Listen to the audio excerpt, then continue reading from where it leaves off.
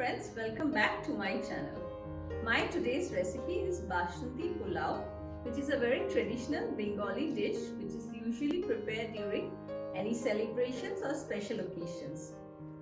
This is a yellow colored rice which is flavored with different spices and some dry fruits.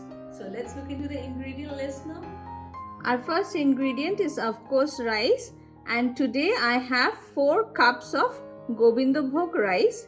This is a typical short grain rice which is found in West Bengal, but if you can't find this, you can use any other kind of short grain rice, or you can also use basmati rice for this recipe. Next, I have around 1 tablespoon of ginger juliennes, 2 green chilies finely chopped.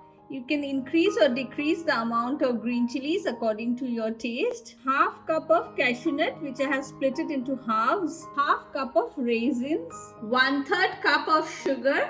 Again, with sugar you can increase a tablespoon or spoon more according to your taste. Next, for the spices, I have 3 bay leaves, 6 cardamom pods, 6 cloves, half teaspoon of turmeric powder, around 4 to 5 small cinnamon sticks, and salt as per taste. I'm using 1 teaspoon.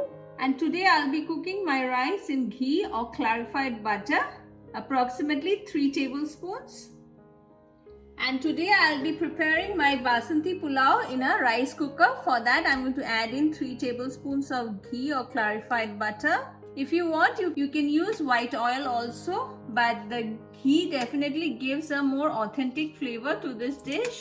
Once the ghee or the oil heats up, I'm going to add in the bay leaves along with the whole garam masala, that is cinnamon sticks, cardamoms and cloves. We'll cover this and cook for a minute. It's been a minute now and the spices have started releasing its aroma. At this point, I'm going to add in the ginger juliennes along with the chopped green chilies. Give a quick mix.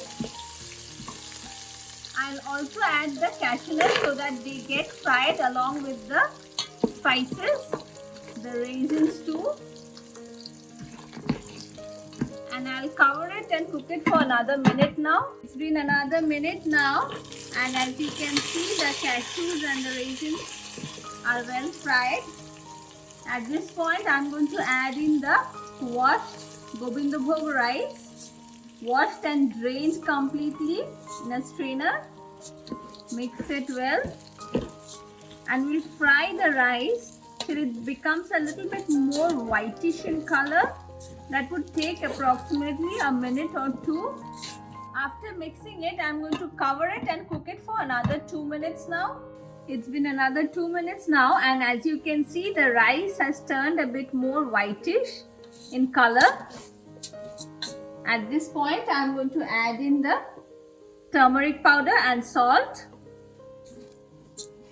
and along with it, I'm going to add in pre-measured 8 cups of water for 4 cups of rice, and the extra 1/4 cup which I usually add when I'm cooking in a rice cooker, and finally the 1/3 cup of sugar. Mix it well and we'll cook this till it is 90% done. It's been about 10 minutes now and my rice is almost 90% cooked. As you can see, there is a little bit of moisture still left. So what I'll do is I'll switch off my rice cooker at this point and let it sit for another 10 minutes before I do the serving. It's been around 10 minutes now, and as you can see, all the moisture has evaporated and we have a nice and fluffy rice. And now I'm going to serve it.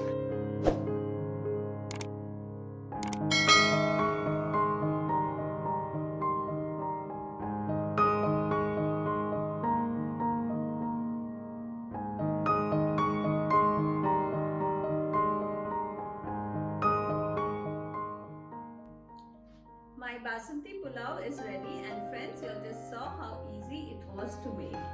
You can serve this with a very traditional Bengali chicken curry or mutton kosha, and I'll provide a link for these 2 recipes in the above section or in the description box below. And on that note, I'm going to end this video here. Don't forget to hit the like and subscribe button. Thank you for watching.